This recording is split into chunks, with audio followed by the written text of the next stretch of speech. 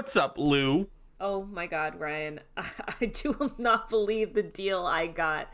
So I was on eBay and I was just looking at some, Looney Tunes merchandise, like vintage, antique, lost kind of media merchandise, because there's. Lost Yeah. media, okay. And I saw, that Taz movie, Quest for Burger on DVD, and I was like, I have never heard of this movie. It turns out I bought it and I watched it, and it was this incredible little movie straight to DVD. I think I have the only copy. Like, I mean, surely nobody's ever talked about this. I spent $500 on it. Like, it was $500. Yeah, it was signed by Mr. Warner Brother himself. So like, Mr. Warner Bros. Himself. I mean, that's a pretty high honor. So I think that we should definitely spend this entire episode talking about Taz Quest for Burger, right?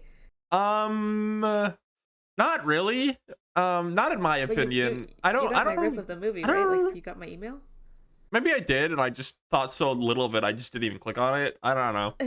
I was, me. I'm not the biggest Taz fan. Maybe I saw that. It's this quest for his burger. I mean, if anyone's like a quest for burger, it's me. I don't give a shit about Taz's quest. Hi, everybody. Welcome to Looney Duels. I have not watched Taz's Quest for Burger. I don't even know what it's about. You lied! I did. I'm so sorry, everybody. I hope you can forgive me. Oh, Lou, the Taz fandom's coming. I'm knocking on your door. Is that like the thundering Taz fandom coming after me? Well, on Looney Duels, we like to talk about Looney Tunes characters, match them up. I'm not even includes Taz. Yeah, discuss their skills and weaknesses and hopes and dreams. This time, we are doing what we do pretty much every 10 episodes or so. We ask for suggestions from the audience of like matchups or episode ideas, stuff that we can kind of talk about in a more loose format. So I think we should just kind of dive right in, right? I don't know how many. Okay. I bet you if you go through all these episodes and like look at whenever I start going like, oh, let's go into an episode or a topic, I bet you I say let's dive in at least like 17 times. Look at Ready? Okay, let's do it. Hey, real quick before we start, this is a hashtag sponsored episode, guys. Multiverses Monday just happened, and if you're a fan of all your favorite Looney Tunes like Bugs, Marvin, Taz, and LeBron James, you can expect all of them to come back on May. You don't even know. You don't even know. You started this and you didn't. May 28th. May 28th. All your favorite Looney Tunes will be back. Imagine the matchups you can get: Bugs Bunny versus Garnet. What? Marvin the Martian versus Gizmo. No way.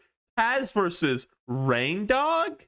That's something I want to see. So let's all agree to hop on Multiverses on May 28th and have a great time together. Get the battle pass, buy some skins, call your friends up, and have a good time. We're just for like legal purposes. We are not sponsored by Multiverses, not even a little bit. We do not get any money talking about Multiverses, though we really, really should. Talk about Rain Dog more than anyone. So this is from Twitter user @the_Grimyard, and they have this to say. After another usual chase in the desert, Wile E. Coyote bumps into the true secret final boss of his life, his dark form, the Tasmanian Devil. He is he is now dealing with the ultimate self-battle.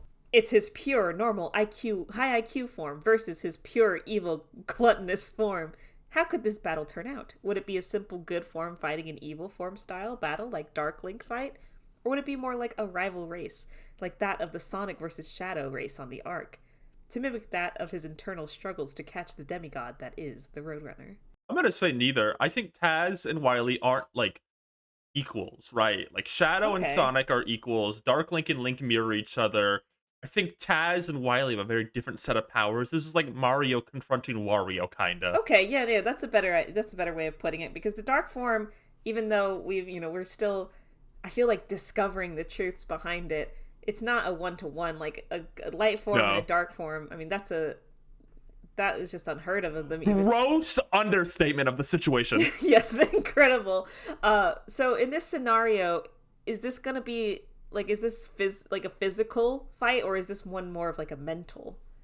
Like, is he hallucinating Tasmanian Devil? Like, he's looking in the mirror and he sees Taz, but it's him? I don't know. Like, I think we can go both ways on this, because I think the idea that, like, because we've explained the the Wile E clone theory. Yeah, so yeah, if you're not aware, Wile E Coyote and Tasmanian Devil are the same character. Tasmanian Devil is the dark form. Okay, and continue. But, like, there's also the mental. I think on terms of, like, if it was, like, a literal one, I think it'd be interesting if Wile E Taz just kind of popped in to, like, the middle of, like, the desert one day.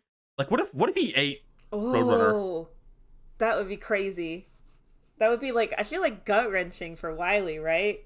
Yeah. Because I feel like Taz could have a decent chance at eating the Roadrunner.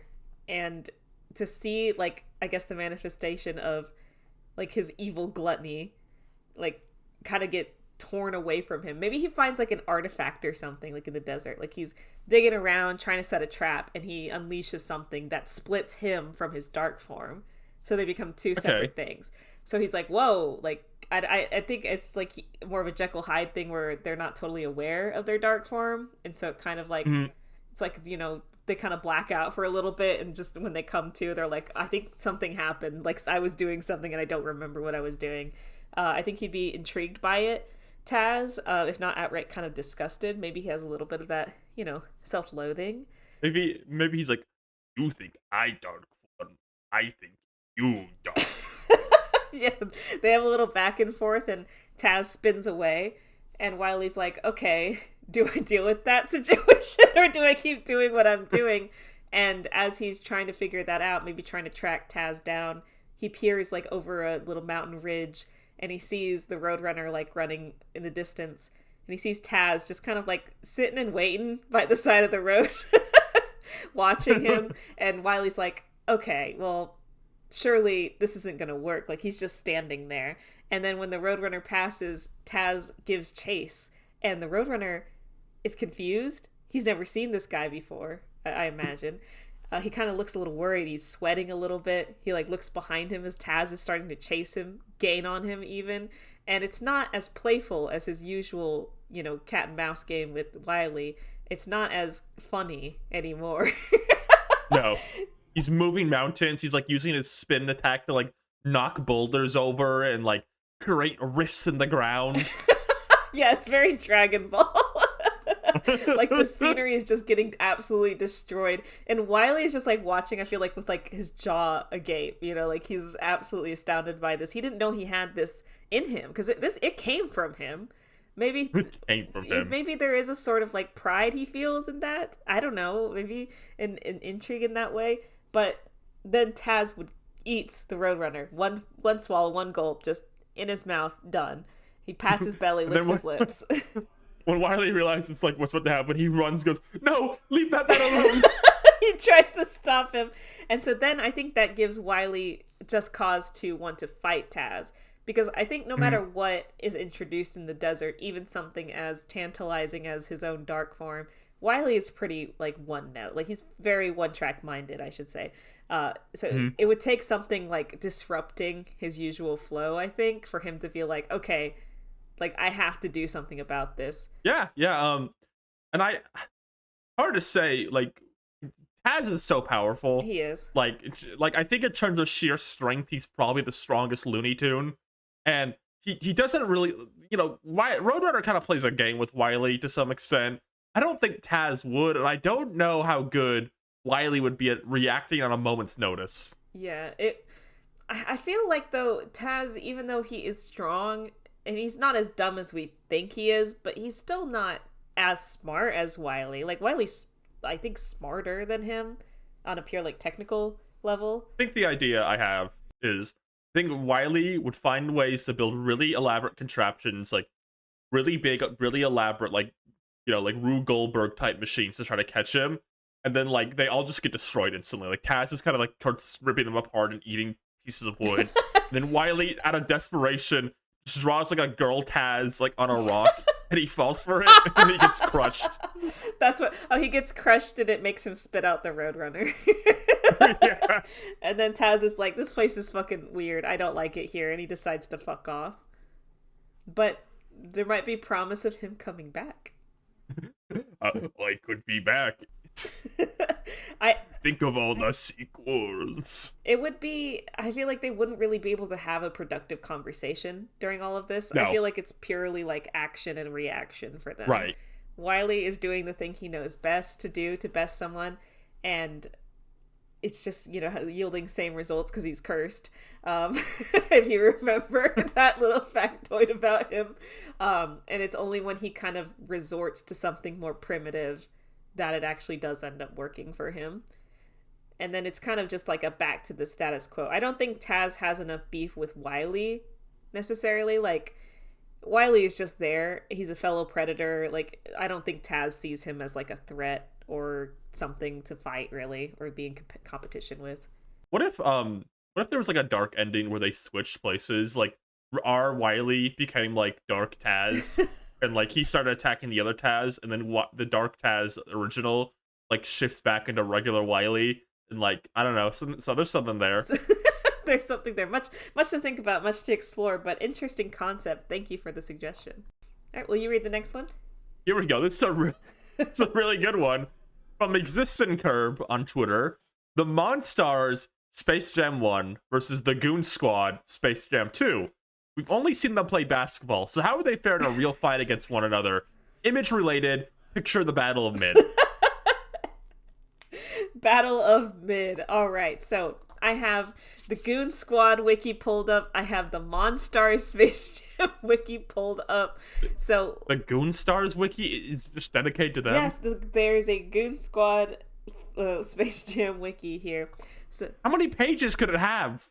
So let's kind of go over our characters. There's only 5 Goon Stars! Stop ignoring me! How many pages does it have? So we got the White Mamba, who's a female snake lady. She's pretty strong and powerful in that regard. She's basically like the team leader, I would say, according to this wiki. According to this wiki. The next one is going to be the Brow, who is the guy with the big like blue feather arms, and he's got like a very bushy brow.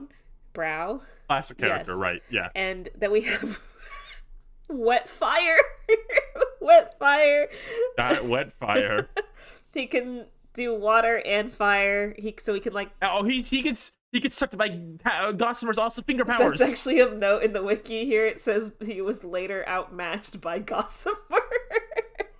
I mean, who hasn't been? So he can turn into like a puddle. He can like shoot fire, and then we have Arachnica, who is a spider girl. Like she's like web powers, and she can, she's a total girl boss.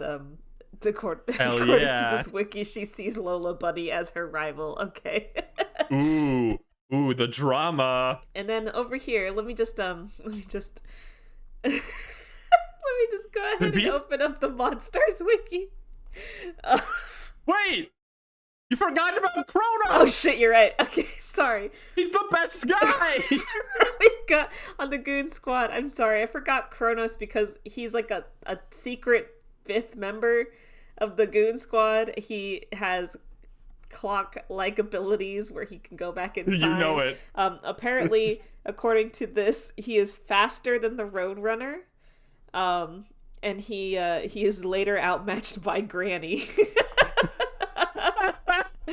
And then we have I just gotta say real quick though, the whole family loved the clock powers in the audience. Oh yeah, they had a great time with that. That was so fun. It really brought some life and energy to the movie. It was really cool that they had just like a secret 5th guy that they were for some reason waiting to add till the middle of the game, even though he objectively is the best guy in the team. Can I ask a question of the Goon Squad actually? Sure, you can ask. So we have to talk about them, so please ask as many questions as you can. Do we include Don Cheadle as part of the team? He's the coach, so... But he joins the team. That's true, he does. Does that count? I mean, that's a big sway in their favor. He is Don Cheadle, the AI. He's Algae Rhythm. He is Algae Rhythm. Well, here's the thing. He's not on the wiki page, so I don't know if we count him. I don't know if he's a Goon Squad member. He's more so like a separate 3rd thing, because he kind of takes over at that point.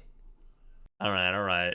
We'll leave Algae Rhythm out for now. So here's something I just now learned about the Monstars. Did you know they have a name prior to their transformation? Oh, tell me. They're called, now, this is according to the wiki, the Nerdlux. I hate them. They are loyal but scared of Swak Hammer, who abuses them. I'm reading the wiki now. I mean, admittedly off the bat, they're little fucking losers. Yeah, so they suck. But when they, I guess, absorb the power of basketball stars, they do turn into the Monstars. So that's what they are when they are that. So right off the bat, we can at least say this. The Goon Squad is the Goon Squad. It doesn't matter what you do to them. They will always be the Goon Squad. The Monstars have to go through a transformation process. So first they would have to find, right, I guess, the athletes to steal the skill from. With the magic ball. With the magic ball. And they have to use the magic ball. And they're so convoluted. Why does anybody like Space Jam?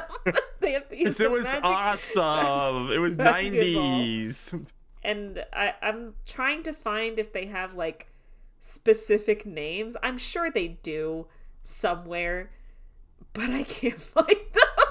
I got him. Okay. Okay, I don't know who belongs to who. You can't ask me that. But there's Wormius Repulus, who becomes Bang. Nudus Grotus, who becomes Bupkiss. Dopus Elongatus, who becomes Blanco. Rotundus Temperamentus, who becomes Pound. And Mindmus Winness, who becomes Knock. This is the stupidest thing I've ever heard. I think I'm starting to hate the Monstars a lot. They don't say their names in the movie, I don't think, as far as I know. This is supposed to be some behind the scenes, like, the art book of Space Jam shit. If we're just gonna, let's be a little generous, right? Let's say that the Monstars have gone out of their way, they've stolen the athletic power of, like, some martial artists or something. So they specifically sought out, like, because they knew they were gonna have to do a physical battle. Everybody knew ahead of time. So they go out and they find the power of, like, some, like, I don't know, Jackie Chan or something. I don't know. They get some guys. They steal their power. They come back to the battlefield, and the Goon Squad is there. Now, the Goon Squad didn't have to do shit. They were, like, chilling out, eating a sandwich. Who cares? Who knows what Cronus was up to? He's so cool. The Monstars are freakishly, like, strong when they steal the basketball players' powers. And I will note, even though, you could say, oh, they're just, like, stealing powers from other people, like, what they turn into is not a one-to-one of the person they stole the power from. You know what I mean? No. Like, if they stole it from a tall basketball player, they didn't grow to be his exact height. They grew to be, like, 2 times his height, which is already, like, super tall. So it's kind of like an enhanced ability. If I was in space, if I was an actor, one of the basketball guys in Space Jam, and, like they told me, this is kind of meant to represent you, I'd be like, can you not? Yeah, so they do turn into some sort of, like, monster-like creatures with, like, enhanced strength and ability, I assume. I don't know if it's, like, their genetics or, like, what kind of alien they are. I don't care. But even they're pretty powerful, so they're not like your average Joe, even you're, like, very athletic or strong guy. Now, that being said, I think the most they can do is, like, punch you really hard. Kronos can stop time. Yeah, and the thing about the Goon Squad is their only weakness is getting loony, and the Monstars aren't really loony. They're just kind of hulks. Yeah, that's kind of what it is, right? So they're not pulling out pianos or anything, right? And that's what gets the Goon Squad in the end is LeBron James's really good smile, funny face when he goes loony. But, like, you got Wetfire, who can just, like, make one of them slip by turning into a puddle. And you got the Brow, who can just fly and dive bomb them. There's a lady who can shoot, like, Spider-Man webs out of her fingers. So I just couldn't picture one of these stupid motherfuckers slipping on, like, the wet one. Like, and then he slips and, like, his shorts slip off and his big cartoon butt slams across the ground. And then Lola Bunny goes, "Nice butt!" Nice butt! And all the Looney Tunes hillbillies in the audience love it. So this truly would be Battle of Mid, but more so because the Goon Squad would just very easily defeat the Monstars, and they would do it with zero, like, style. They would just like No. destroy them. Just choke yeah, them. in like 3 seconds, and then it's like, all right, that's it. That's all you get. Oh, hold on. Like, let's think about all their powers. They can the Monstars can do big slam punch. Okay, but what if this? Okay, here's the only scenario in which they win. Okay. So you got there's 5 members of the Monstars. Okay. 4 of them are fighting, doing their best, holding on. The other one is not quite transformed yet, and decides to sneak along the battlefield through the chaos, amid the chaos, and go up to one of the Goon Squad members, like Kronos or something, and they steal his power, and they become Super Kronos. Super Monster. Kronos is too aware. Super Monster Kronos. What do you mean Kronos is too aware? He lost to Granny. No, I mean, Granny's different. I think Kronos would know. I think that's the only way the Monstars are winning, if they find a way to steal like one of the stronger members of the Goon Squad's power. But this is a 1 in 100 chance. That little Monstar could easily get crushed in like the chaos it could even so get easily. crushed by another Monstar. Yeah, the Monstar's big naked butt, Lola Bunny nice butt, could land on him and like he'd be like, huh? And then he'd turn around, the Monstar would be in his butt. Ew. But that's the only way they're getting out of this one alive. More likely than not, though, they're dying within 3 seconds. This would be the shortest episode of Looney Tunes in history. They would just get killed immediately. And Bugs Bunny would be like, the budget got cut back. Alright, let me close up these wikis. I don't need them anymore. This is from Lee25984 on YouTube. 50 Looney Tunes dogs versus all the farm animals we've seen on Porky's, I guess, farm. I.e. Foghorn, Prissy, and we could even include Chicken Hawk, maybe. And I'll include, like, Barnyard Dog in this, too. I'm scooting Chicken Hawk out. He's not a member of the farm. Okay. He's an unwelcome visitor most of the time. So he can't play. But everybody else can. So we got, like, the horse character. Don't forget the horse character. The cat character who's not Sylvester. Or maybe is Sylvester, who knows. Foghorn, Barnyard Dog, Prissy. 50 Looney Tunes dogs? Oh, 50. That's a lot of Looney Tunes dogs. I don't know if any of the barn gang, like, since they've lost Henry Hawk, that's like a big like hit for them. Would Porky be involved? It says just the animals, and he's like animal but farmer. Because, okay, so short opens, everyone's having a grand old time. Porky feeds all his animals. Wait, sorry. I went to Looney Tunes World of Mayhem wiki, and under the category Farm Tunes, Big Chungus is included. Why? I don't know. He's not in the farm during that episode. He's in, like, the forest. I did find one we did forget, though. Egghead Jr. Oh, fuck. Okay, never mind. It's all over for those Looney Tunes dogs. And I'll tell you why. So, everybody else would be just, like, falling over themselves, trying to figure out what to do about this, like, pack of dogs. Like Porky is gone for the day. He's, like, gone to market. He packed up all his eggs. He gave everybody a kiss goodbye. He got into his little, like, farmer's pickup truck and, like, turned it on, and then he's down the road. And Foghorn is just laying back. He's not going to mess with Barnyard Dog today. You know what? He's in a good mood. He's going to relax. Barnyard Dog's minding his business.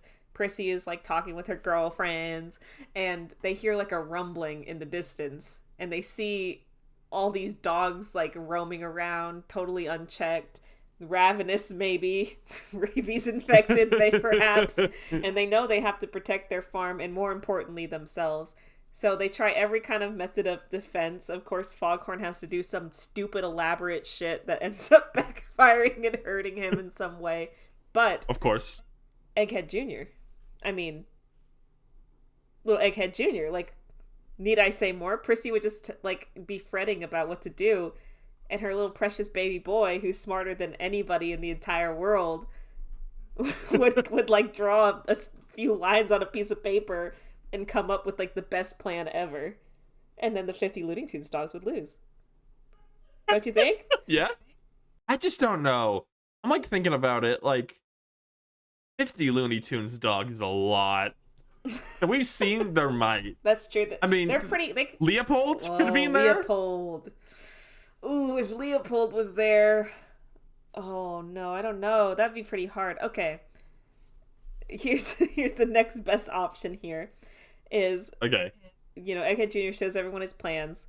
Everyone's like, all right, we have to get to work. And then they have like a chicken run style, like, we're building the machine kind of thing. Yes, of course. And it's just a plane. And then they just take off. Well, I should say Egghead Jr. and Prissy take off in it. And then everybody else is left on the farm to get eaten by the Wait, dogs. You forgot about us! And then Barnyard Dog just like puts a hand on Foghorn's shoulder and shakes his head. The horse came with them too. The horse sticks his head out the window and neighs. Porky comes home to an absolutely like decimated farm. Freaking like opened up Foghorn Leghorn on the ground. Horrible. We agree Looney Tunes Dogs wins, though, by the way. Oh, yeah. Looney Tunes Dogs would win, but I refuse to believe that Egghead Jr. would not find a way to get him and his mom out of there safely. He would safely protect him, his mom, and the horse. Yeah. That's where he would happily see Foghorn die. Like, he has no issues with that whatsoever. He would even, like, wave goodbye. He would do, like, a sort of, like... Yeah. Like, little... All right. This is, from Gloomy Galleon. Tweety versus Henry Hawk. It is I want chicken form. Sylvester won't be there for redirection as Henry has already got him.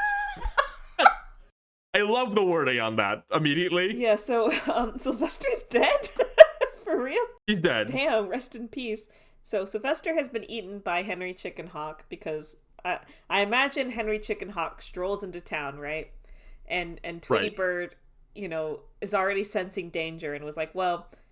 Yeah, that guy over there, that cat thing, that's actually a chicken. It's a chicken, go eat it. And Sylvester tries to avoid it, but in the end succumbs to the hunger of Henry Chicken Hawk in his I want chicken form.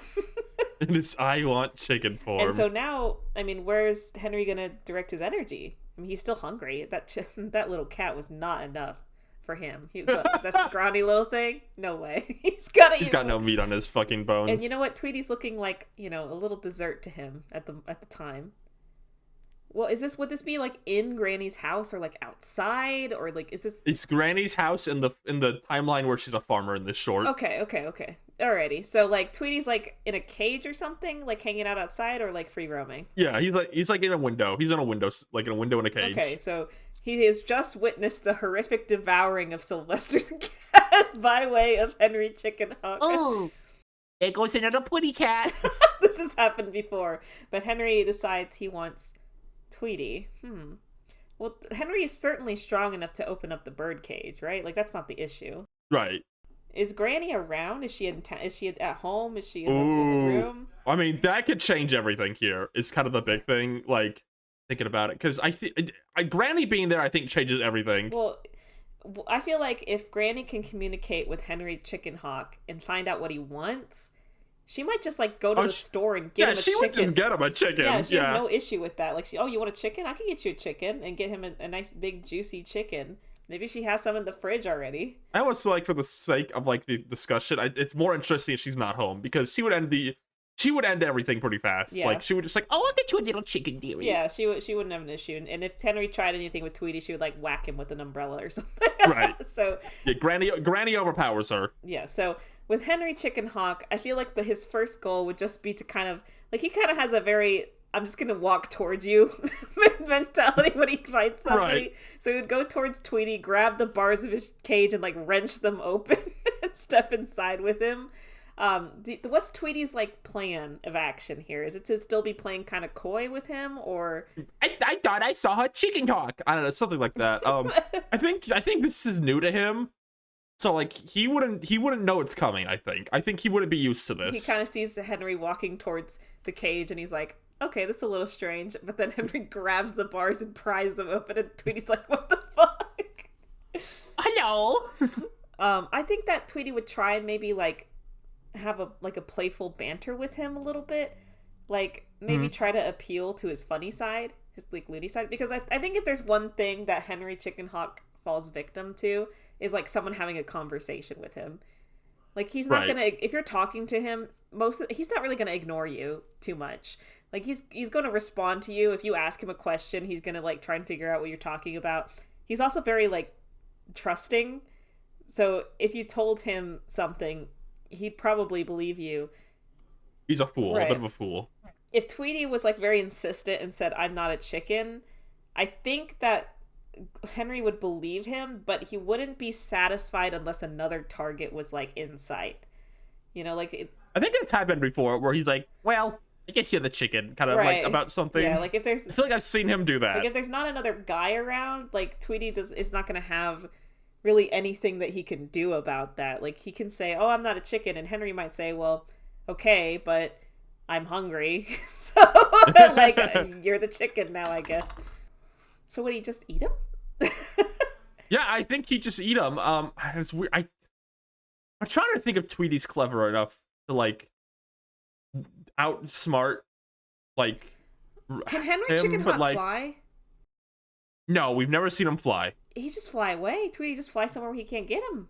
But Henry's like really resilient though. Like when he wants something, he'll get it. So you couldn't just like fly until Granny got home to deal with the situation.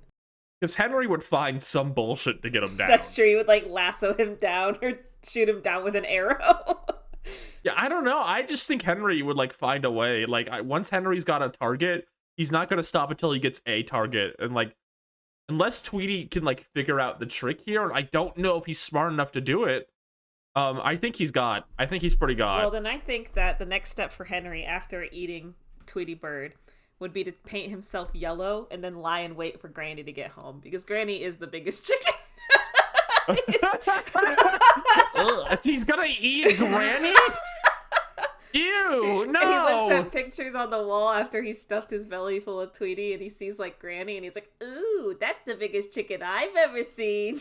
I don't like this. No, no. Okay, new ending. He paints himself yellow, and he goes, "Granny, I'm Tweety. I'm in the mood for chicken." And then he smiles because now he get all the chicken he wants all the time. Okay, that works. Happy ending for Granny. I don't give a shit about what happens to Tweety. Okay.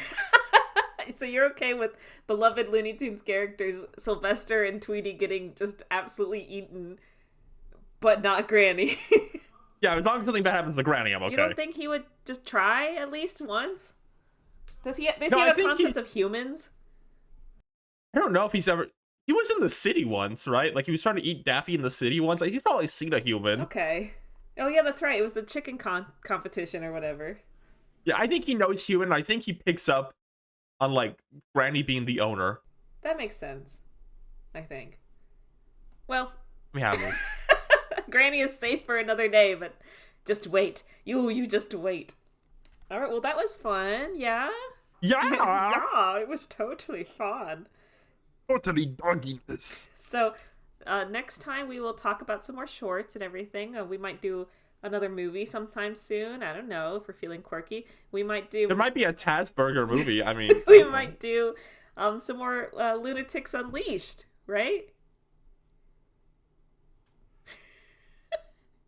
yeah, It was a popular episode. it's a popular episode.